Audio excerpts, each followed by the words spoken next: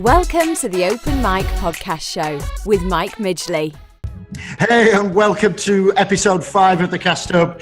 And today we're going to be talking all about selling to serve. And I'm super awesomely excited to be joined by the man, Jeremiah o.Sarkett, live from Infusionsoft in Arizona, USA. Welcome, Jeremiah. How are you doing, buddy? Great, brother. Thank you. Glad to be here, Mike. We're rocking it. Absolutely. And you're looking awesome as also. And thanks, what I brother. want to do is, for the UK audience, that's it. We got it there. Jeremiah's the only man in the world who can actually physically pull off sunglasses in the office and get away with it. So congratulations, brother, on that one. That's awesome. I'm going to talk about in the podcast, guys, a little bit more about selling to serve. And for the entrepreneurs out there in the audience, approaching sales can be somewhat of a more nervous or serious, thing to overcome. And Jeremiah today is an awesome sort of sales background. I'm going to share a bit, Jeremiah, if it's okay with the audience, about your background. And apart from having been a good goalkeeper and having safe hands, he's been with Infusionsoft circa 5 years. He's worked the UK territories as a partner manager. Jeremiah currently managing 2 territories now in the States. Yeah, I've gotten to the Northeast, a bit of the Northwest, and some of the mountain states, and a bit of California now too. Some new California partners are working with me. It's awesome. Fabulous, all good stuff there. And, looking at Jeremiah, he's a public speaker. He's developing his own brand, which is called Jeremiah Shark. And that's coming online around March, April time, end of Q1. Jeremiah, is that about right? Yeah, jeremiahshark.com. I've got my fan page up on Facebook. It's been going pretty hard for 2 years. A good organic following there. And that's at Jeremiah Shark on Facebook, yeah? It is, yep. Yeah, and if people were to watch that and sort of follow that, what can they expect from that sort of side, Jeremiah? Not a ton of content weekly, but a good bit of organic content on Mondays. A video blog that I've been doing is usually an interview series or just some thoughts or some tidbits, some things that I'm working on, some challenges that I'm overcoming. I talked a lot about selling to serve as I was working on that product last year. I'd like to have you come on and be one of my interviews. Oh, we'd love it. Yeah, so I've had 3 groups of interviews, roughly between 5 to 7, 8 interviews in those groups. So maybe 30 interviews roughly. Yeah, so that's Mondays with a Mako that's coming out there, and that's awesome stuff. So fantastic. So welcome to the show. What we're doing is we've got an avid sort of fan base, Jeremiah, UK entrepreneurs. On the show, as you know, we talk about business growth, automation, everything digital marketing, lots of Infusionsoft stuff and how that sort of helps. But one of the questions we get asked a lot about, and I'm so pleased and excited that you're on the show to sort of share this sort of expertise and knowledge as a public speaker, a sales and marketing expert, a communicator, a coach. We're really privileged, guys, to have Jeremiah on the show today. And he's going to talk all about what's called selling to serve. And, that's really sort of turning sales on its head and having a mindset. And so, Jeremiah, tell me, why is, sales so scary for a lot of people? I think sales are scary for a lot of people, one, because they've never really had the proper training or the mentoring, and usually they're just thrust into a sales position. So maybe they're coming in with a very little background in sales or certainly, consultative sales, selling to serve, and they're probably not selling a product that they're actually fond of or they believe in. They're not engaged with it the right way, and it makes that sale very, very hard for that sales driver. Yeah, so there's no connection or passion there. Is that what you're saying and leading into that? Yes, exactly. Yeah. So you don't have that problem at Infusionsoft then? Yeah. No, you don't have the problem. That's pretty cool. So how do you unscare somebody? Somebody who's got no background in sales. There's a lot of entrepreneurs out there trying to cut it. They're hustling out there. They're doing it right. But, there's that nerve. So I'm fearful of asking for the money, or I'm fearful of this. So I'm just scared of sales. How do they do that? How do you avoid that? Well, I think if they're not going to get it from the company, they've got to seek it out on their own. Yeah. They've got to seek some of the ongoing training, the enlightenment, the changing of maybe some of their own personalities or skill sets to evolve into a sales professional. But the organization should approach that team member and not give them sales training right away, but give them cultural training. Right. Training, maybe some product training. as well. And then it's time for the sales piece and the sales training. Yeah, that's great. That's a great shout. And later on in the podcast, Jeremiah, we're going to talk about maybe some resources or gurus that you follow or that you may be able to share with the audience, and maybe they can check out those and maybe get some of that self-help. No problem. Yeah. Excellent. So, and I apologize for asking this question, but I feel I need to do it. So why do people fall into that sales trap? Well, I mean, they fall into it because they're after the sale. Yeah. Because they've been trained and programmed, right, to get it real quick. Yeah. And it's not that. It's the long game. The long game says we need to build the relationship first. Yeah. And most people aren't into that. They don't want to build a relationship. They want the money. They want the bread. Yeah, they want the cut and the chase today. Whereas, and this is a really important part, guys, as an audience, what I want you to do is really write this part down. What Jeremiah's just shared with us is all about the long game. It's about building that relationship. It's about giving that value in advance. And that's what we're going to talk about more as we explore selling to serve through this podcast from there.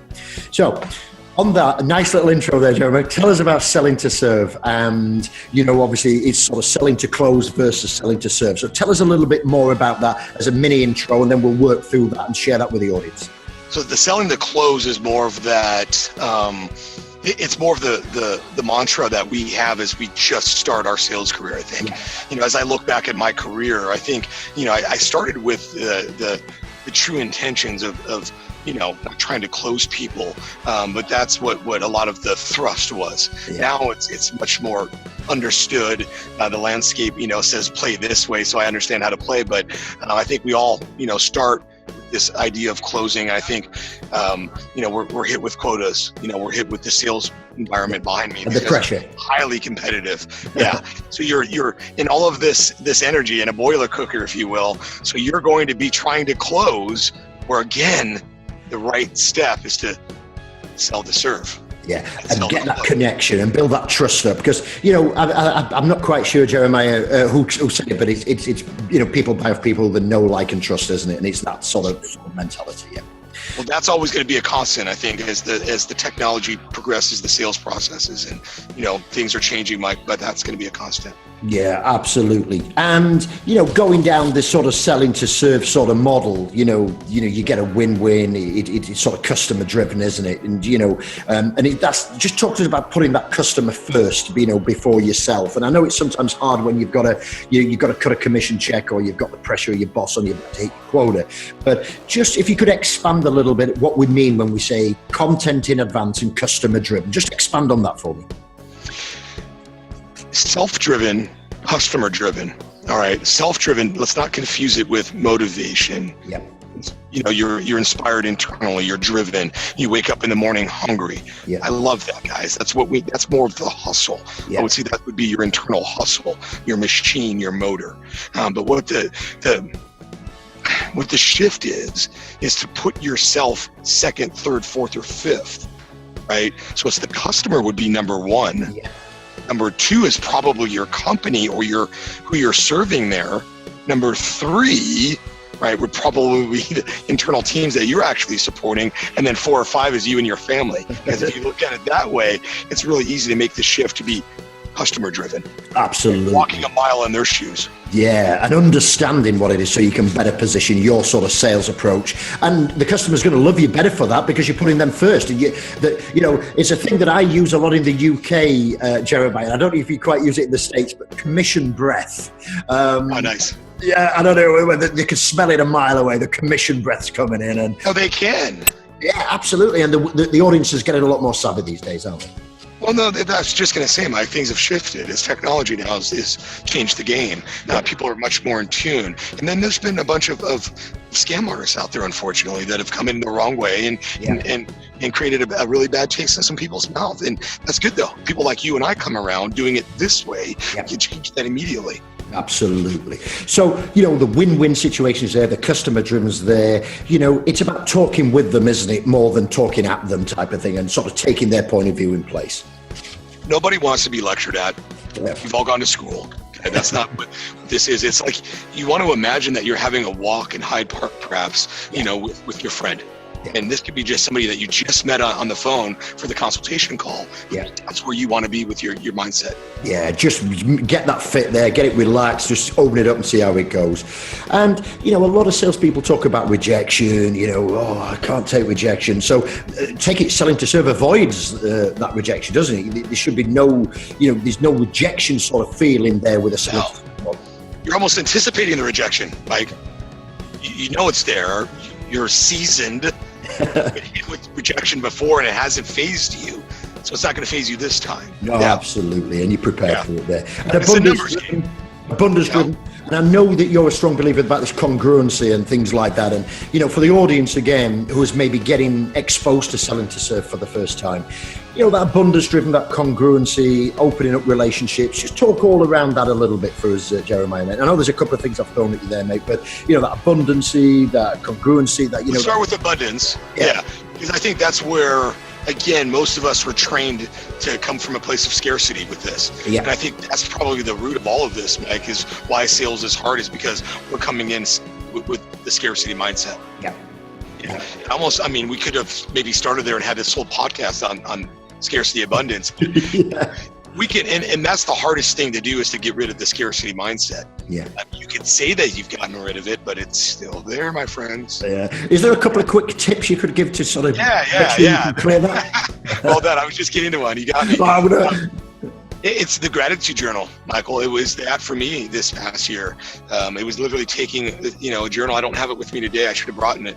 But a little guy like this is fine. I actually had a nice professional journal that I was writing in. Yeah, like that, Mike. Jim Rohn. We use the Jim Rohn ones. Yeah. Yeah, it's incredible, because anytime you feel like you're coming from the place of scarcity, you go right to the gratitude journal. You start documenting things that you're grateful for. Absolutely. Yeah. You're thankful for. And I went, I am thankful for, or I am grateful for. And I just started going for a few minutes. Yeah. I would leave the pen and paper there at that point, and then move back into the day-to-day. Yeah, and that's really important for the audience listening. If you're not currently using a journal, whilst this is slightly off topic of the podcast, there's a great couple of audio books out there from Jim Rohn, Zig Ziglar, Gold's program, How to Use a Journal side of programs. They're on Audible, they're on Amazon. You can get them in the Amazon bookstores as well. And, what Jeremiah is saying there is just sort of disconnect, come into your journal, let it go, and that gratitude, I'm grateful for this, and whether that's personal, family life, your job, your career. If you make a list of 20 things that you're actually happy about, you'd probably be able to write 30 or 40. But a lot of people, Jeremiah, they'll come to us and say, well, my job sucks, and it's this and it's that. But hey, they might be getting better than average pay. They might get better holiday entitlement, better healthcare insurance. They might get a lot of things. And when you start to list it out, you've probably got more things to be grateful for than you think you have. And that journal sort of policy and that mindset to get it out, disconnect, and then come back to it would set you up more motivated, more positive, and more thankful to sort of get out there, Jeremiah. Yeah, you're more focused on what you really can control. Yeah, because a lot of the scarcity is where what you can't control, you guys. Yeah. It's out of your hands. It's out of what you can control. Let's dominate what we can control. Absolutely, and you leverage it out. And the congruency side, I know obviously you're a big believer in that. Well, when you're coming from abundance versus the scarcity, you're congruent. You can fit in. You're fitting into maybe a place that you might not have been able to angle into before. Yeah. And now that deal is now gone, but now it's a multi-million-dollar deal that just fell in your company's lap because you were able to fit in. Yeah, absolutely. Yeah, we want to come with congruency. Absolutely. And I just want to also talk about relationships, because we talk about customer first, we talk about putting this second. How do you get that balance? How do you open them? What's the secret to really opening up strong relationships, Jeremiah? The secret is you got to be the one that's the better listener. Yeah. You should try to win the war of listening. That's it. When you do that, yeah, you've got you're the better friend. Yeah. So right, just hold the tape. We're all going to stop the world and we're going to get off. Jeremiah, I just want you to say that again about winning the battle. Just please say that, because audience, if you're serious about getting ahead in sales, you're serious about it. What Jeremiah is going to share with us is better than gold. It's worth 20% on your commission check every single month if you adopt this policy. Go again, Jeremiah, and just share that with him, because it's absolute dynamite. And thank you. Nobody does it, Mike. That's why it is dynamite. Yeah, you guys, it's a game changer. And what the game changer is you got to zip it and you got to listen. You've got to be the better listener. You've got to win the war of listening. Fantastic. And the outcome of that is you're going to better understand the customer. You're going to sound genuinely interested in people. You're going to be able to connect better, and that know, like, and trust thing's going to come through. And then we're going to, hopefully bring the bacon home, as we say. My thing, a little selfish on this, is I don't have to be so smart at that point. Yeah. I know exactly where to go to, guys. I don't have to make it such this thing. Awesome. That's absolutely fantastic. So a quick summary on Selling to Serve. And if you head over to blog.thesuccesshub.uk, so that's blog.thesuccesshub.uk, we'll post this podcast up there, and there's some resources up there. And we'll also put like a little infographic up called Selling to Serve. And that talks about, the win-win, the customer-driven, the abundance, the congruency, leading with energy, how to avoid rejection, all those type of things. So if you're not getting this, live on the call or on the recording, that's fine. We've got some resources over at the blog.thesuccesshub.uk. And I think a couple other things, Jeremiah, just to sort of build on what we've covered, because I think you've shared so much today, and some of the diamond pieces to help people get ahead of that. We talked earlier about following role models or some resources. If I'm just getting into sales, or I'm an entrepreneur who's responsible for bringing the sales in as a solopreneur or something like that, who would you sort of say, what books would you want to read, or what people would you want to follow, around quality, proper salespeople who are going to follow this type of model, whether that's hustlers or Selling to Serve guys, let's help the audience get some extra resources to maybe they can follow and study in their own time. Well, you mentioned a couple right off the bat, Jim and Zig, yeah. But you could put Gary V in there. You could put Tony in there, Tony Robbins. We've got internal figures that are just phenomenal for me. Yeah.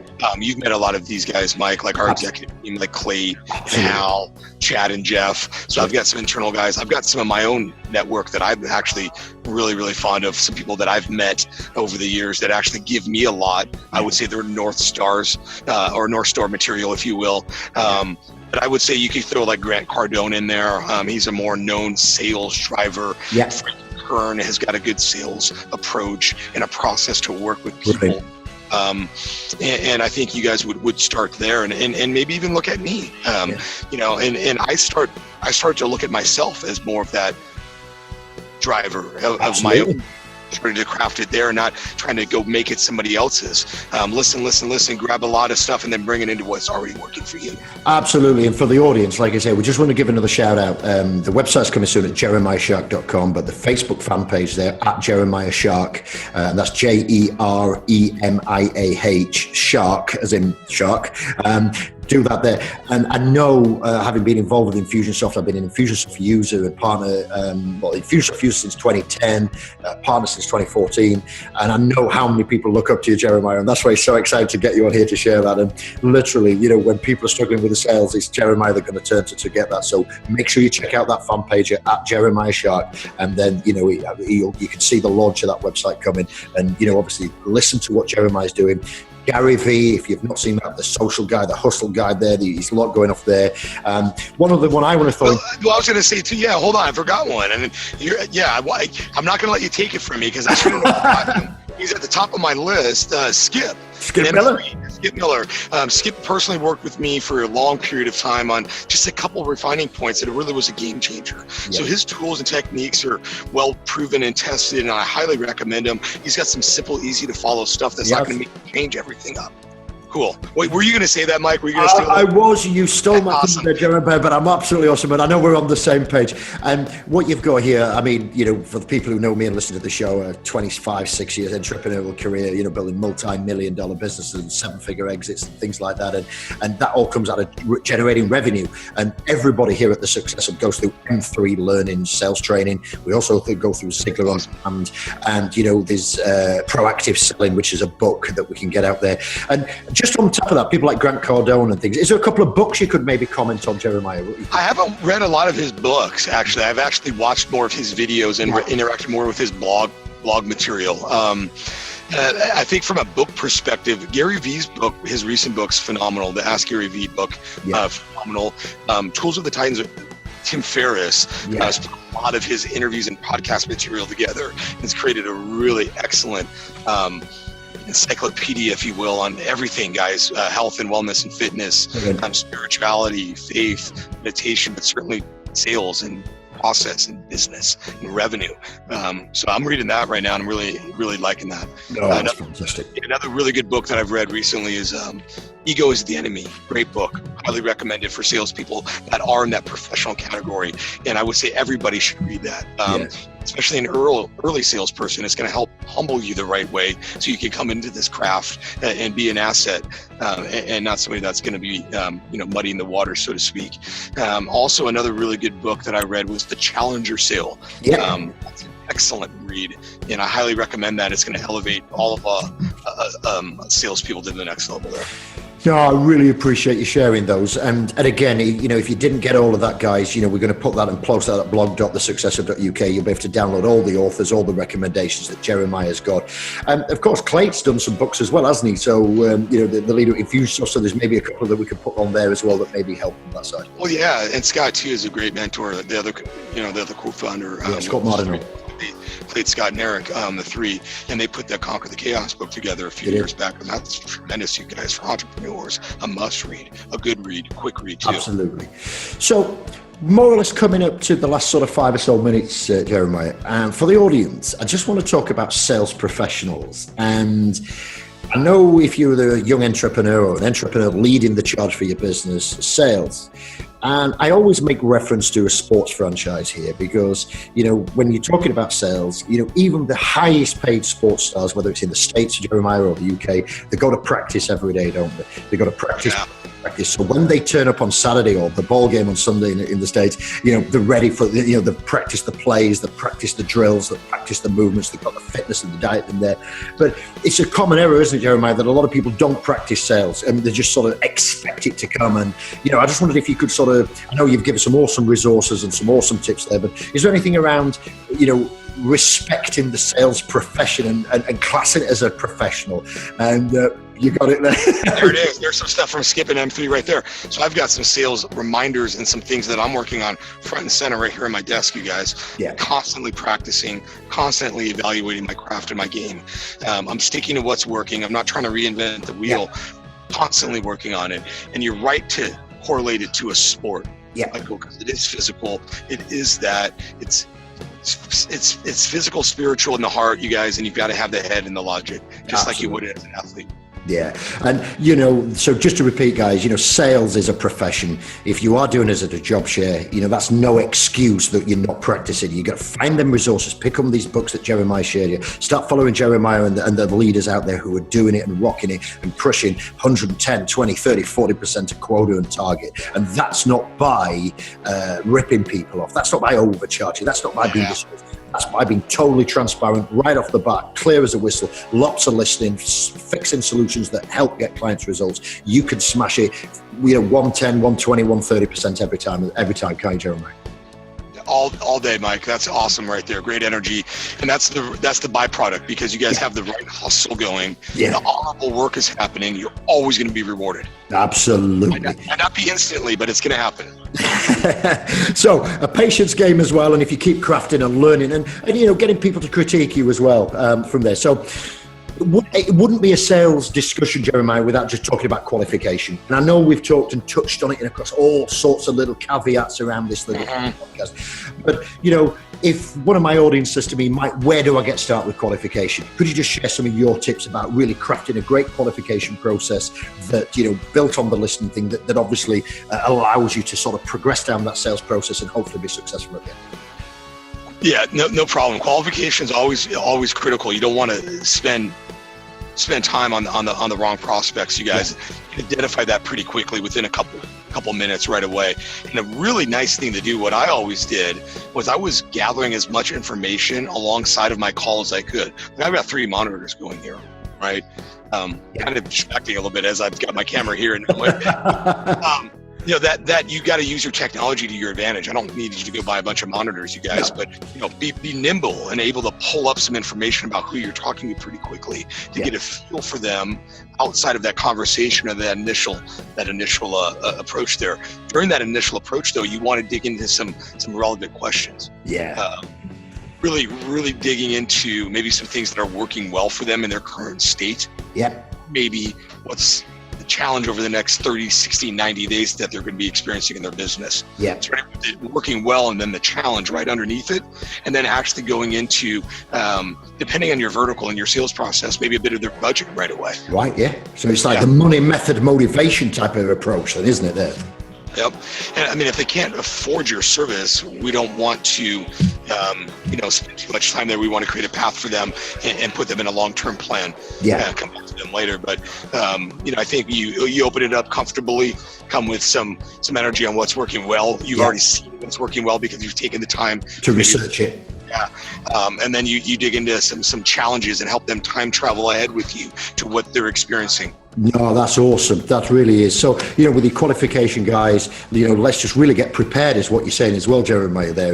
Before you maybe make that sales call, let's get on the websites, let's check them out, let's do a little bit of research, see what their industry sector's doing, what the competitors are doing. And if there's a call that's coming in live, as Jeremiah's made the reference with the monitors, you've got your stuff going on the hustle here and thing. But if you've got a second we've got the main screens here, Jeremiah, and we've got the laptops to the side. So, we work in two screens all the time. Researching, dealing, researching, hustling, or recording, and just being prepared because you've got to connect with that audience a lot better, right? You're so on, and I think when you do that, when you go to Twitter and find out what their last tweet was, right, and you comment to it and say, "Hey, I really liked your tweet there, Mike, on automation." Yeah, you're diving into it, aren't you? Is that why you inquired? Tell me a little bit more about your thoughts with automation. Yeah, and it just segues in. Yeah, and maybe LinkedIn too is a great little resource without feeling snoopy. I think you don't need to be sneaky about it. Go request them on LinkedIn. There's a mutual thing going on there. Or maybe when you go snoop somebody, guys, you want to request them so it doesn't look so snoop. Yeah, excellent. One thing there, Jeremiah's just shared with you again, and Jeremiah's just full of these little diamond nuggets, and it's, I suppose, my job as a host, Jeremiah, just to make sure that I stop the world. Let's let's do this. I asked you earlier, but just to repeat something there, and what Jeremiah's just shared with you there is just picking up, look, everybody's pushing social media tweets out. Jump on them feeds, pick them out, make reference. You've just got something that they're interested because they want to talk about them, don't they? And if you're just saying, hey, I noticed you just closed this major deal, or you got a 5-star review off Which or Trust a Trader or whatever it might be. Hey, I'm really pleased to see about that. How what's important about you? How are you looking to improve that? Or congratulations. A pat on the back there. You're suddenly their best friend. And so again, another stop the world moment there, Jeremiah, about just learning to connect and use them type of information to sort of get on their side and then be that listener. And also it shows you that you're professional, you've done your research, and you act. Yeah. Well, and that's the thing there, you guys. You've taken the time again. You're listening. It's that same type of feel there for them. And I think when you do that too, what I was doing, what I was finding from that work, that early initial work, was I was getting a bit more passionate about their business before even talking to them, or what we could do for them, and trying to bottle that up was awesome. I needed that to come into the energy with the sale. So what you're also doing there as well, and from what you've said there, you get about getting motivation and excitement for that, Jeremy, is you're actually thinking about how the product or service or solution that you provide can actually have a positive impact, because you're not going in blind saying, oh, tell me who you are, what you do. You already know a little bit about that, and you know where you can leverage your product or service. And then you can start thinking, hey, if the client says this or the prospect says this, I could come in with this, and you're already steering and directing. You're positioning now. Now you know your questions that you want to ask. You're already there. You know where you need to be listening. And when you do it that way, my goodness, you're coming from a place of abundance and not scarcity anymore, my friends. Phenomenal. Listen, I wish we could keep you for 48 hours. I'm not sure we'd keep you on there, but well, with the sunglasses all over the place, let's talk about, to wrap, Jeremiah, and again, I can't thank you enough, buddy. No problem, brother. Awesome. Yeah, 3 top tips for the UK audience, selling to serve, being a better salesperson. Just give us 3 succinct tips of what you would do to sort of improve your sales right out of the box today. Get to know you and your why and your purpose for taking on that sales role. Yep. Okay. So get really good there. Number 2, find a couple mentors in your inner circle or somebody at work, and maybe without that inner circle influence outside of it, some bigger people. Yep. And then, Number 2, also take the time to work with that, study that, develop it. Age, yeah. And then number 3 would be going right back to the listening skills. Master and hone in on those listening skills, you guys. It can forever change the way that you work with people for the rest of your life, your relationships. Yeah, both personally and professionally from there. Oh, yeah. So a quick recap, guys. Jeremiah's top 3 tips to improve your sales position, really get working and get your mindset moving with selling to serve. Number 1, find your why, find your purpose, start working on you. Number 2, find the mentors, learn from the best, watch them, study them, read the books, read the biographies, practice, follow some tips, but don't necessarily just copy, take it in and put it into your own style, and then learn to adapt that. And then, thirdly, practice on those listening skills. Listen, and you're going to sell more, your commission check's going to be fatter, and, you're going to start, really, really position yourself and have abundance of customers coming to sort of deal with you. So that sort of wraps up episode 5 of the Cast Up. From Jeremiah Shark, the man, it's been an absolutely awesome experience. Thank you for taking the time. Don't forget to check Jeremiah out at Jeremiah Shark, and we'll post that at blog.thesuccesshub. Have an awesome week. Go and do some hustle, go and do some practice, and we'll catch up with you on the show next week. Thanks for listening. Love you, Kay. Thanks, Mike. Thanks, Jeremiah, buddy. You have been listening to The Open Mic, brought to you by The Success Hub. To find out more and to get the resources we have mentioned in this podcast episode, simply visit blog.thesuccesshub.io and view the podcast section. Thanks for listening, and we look forward to catching up with you in our next episode. This podcast and associated materials is published under copyright to The Success Hub. All rights reserved. No reproduction of this material is permitted.